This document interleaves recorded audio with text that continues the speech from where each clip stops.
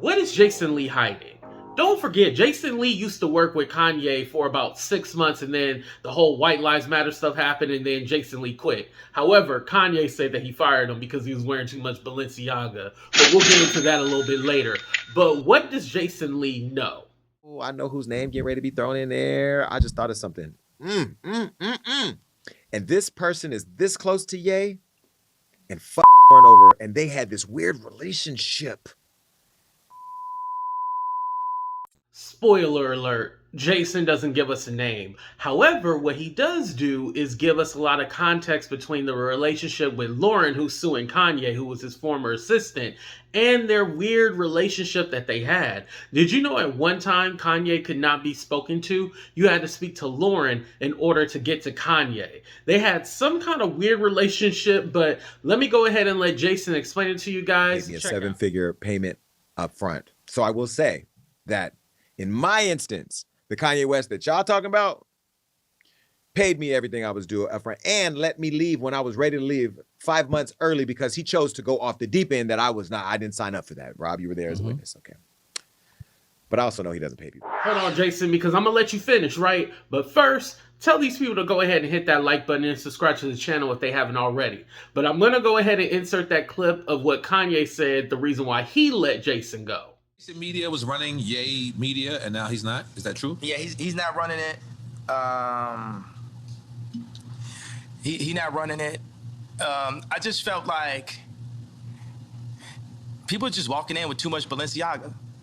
You know, if you know what I mean, you know what I'm saying? It's like they just out here like flexing, you know what I'm saying? They just flexing, like, you know what I mean? And I don't like somebody saying, well, I'm gonna be the voice of Ye.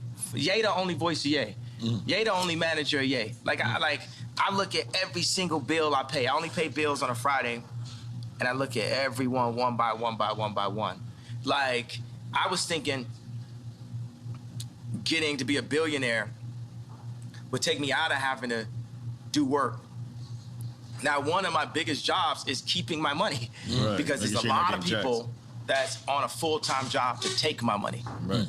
And I've literally lost hundreds of millions of dollars by not looking close enough.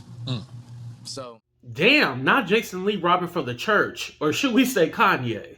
A lot of you that hang along hoping to get paid, well, hope don't pay the rent, hope don't pay the car note, hope don't pay for the kids. And all of us that were there knew all the things that we're hearing about with the school and the kids, and we all know that all that is real.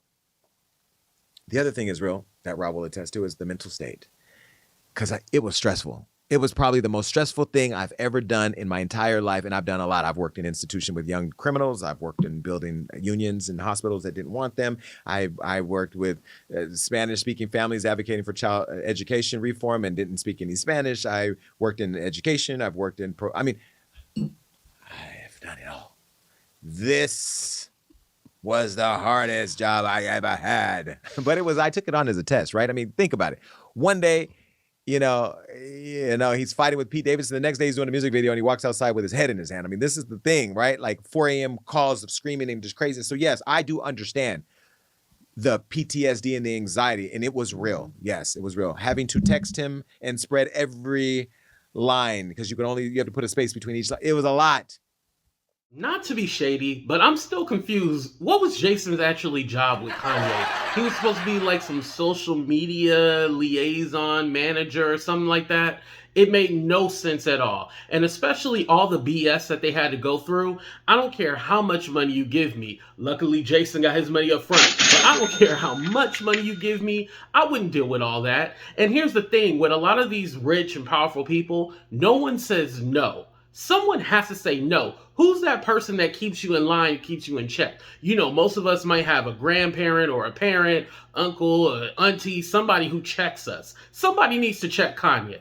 Signed up for it. Like, we knew what we were getting into, and then when we got in it, we didn't leave because some of us wanted to save him and then found out we had to save ourselves. Well, days later, Ye was hit with another list of allegations from Lauren, his former assistant. Now I work directly with Lauren. I love Lauren. Lauren is everything. Did you ever deal with Lauren? Yeah. We text back and forth over a few things. But. Very professional, very responsive, and the girl was managing a lot. I love Lauren.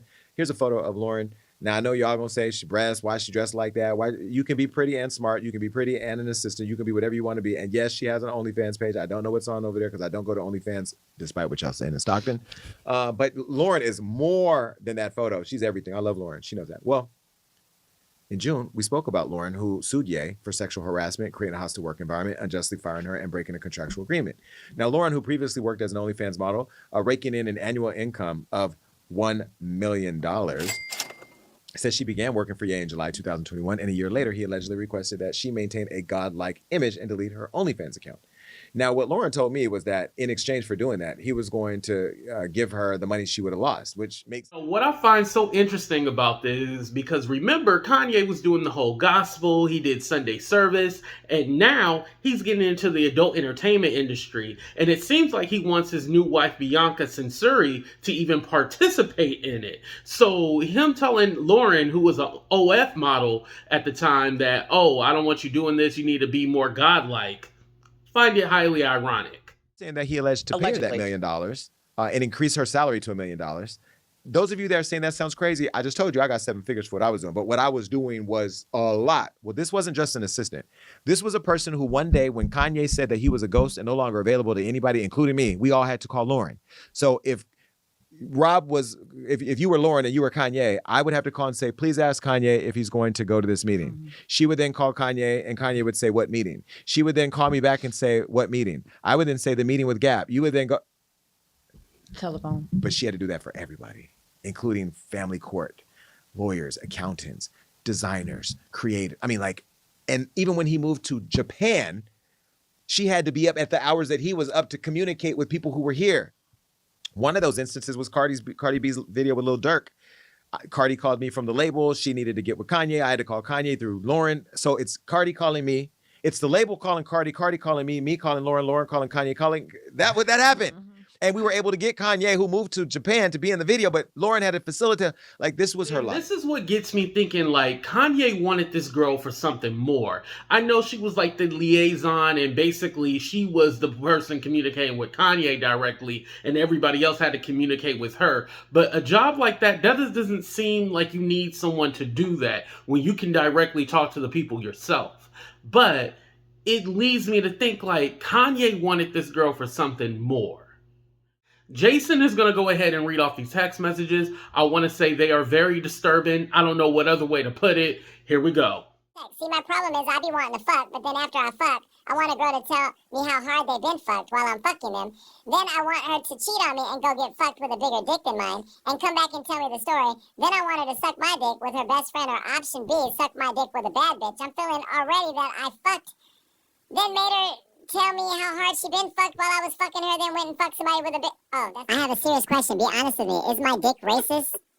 It is.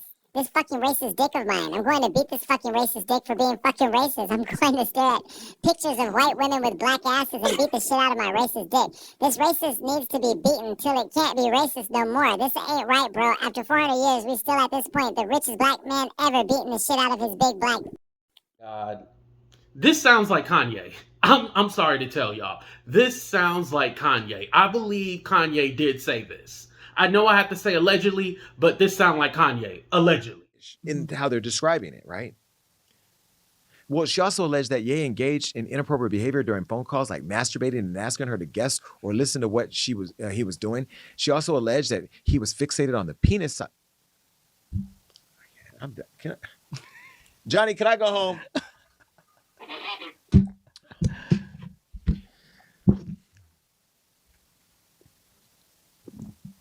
I thought running for office was going to take me out of this.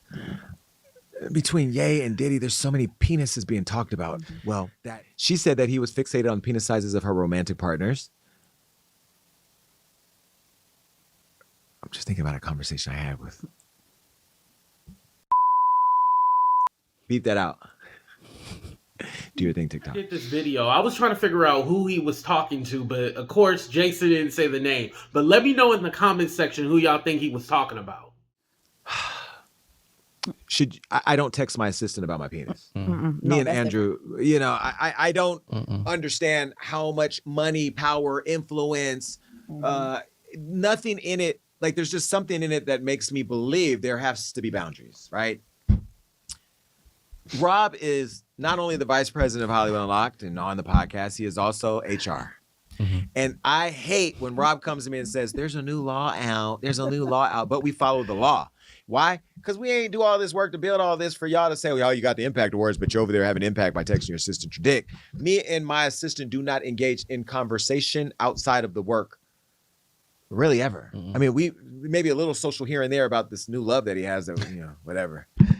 Just like with the Kanyes and the Diddys, why do y'all mess around with y'all employees, assistants, artists? Like, just mess around with people off the street or somebody that you meet at a party. Why is it always somebody working underneath you? In the regular world, we know that leadership is not supposed to be messing with their employees. So obviously, you guys know that it's wrong. Why can't you just get you somebody on the same level as you, or more importantly, somebody who doesn't work for you? Have a love that now has love, and he's taking vacation time. But even today, he's happy that he's off of vacation, because we love the work that we do. We're not going to compromise it by talking about racist dicks. Well, Laren said that Ye soon promoted her to chief of staff of his multiple companies, offering her a salary of $4 million. That's a lot. $4 million. That's nice. Well, I'll say allegedly. Allegedly. But then was terminated in October 2022 and offered a severance package of $3 million. Which she agreed to, but that Ye failed to pay. Well, Ye's lawyers called Laren's claims baseless, accusing her of blackmail and extortion.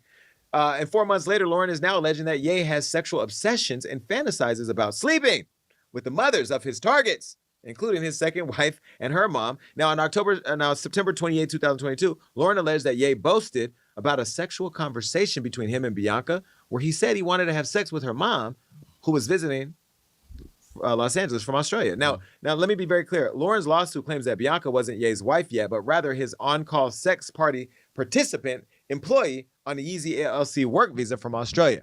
Now, Laren says that Ye allegedly texted Bianca, "I want to f your mom," before she leaves. And Ye allegedly sent Laren a screenshot of the text and said, just took the toxicity's up a level. He then allegedly asked Laren if he should text Bianca and add, I want you to watch me, your mom. Allegedly. This is a lot going on. This is too much.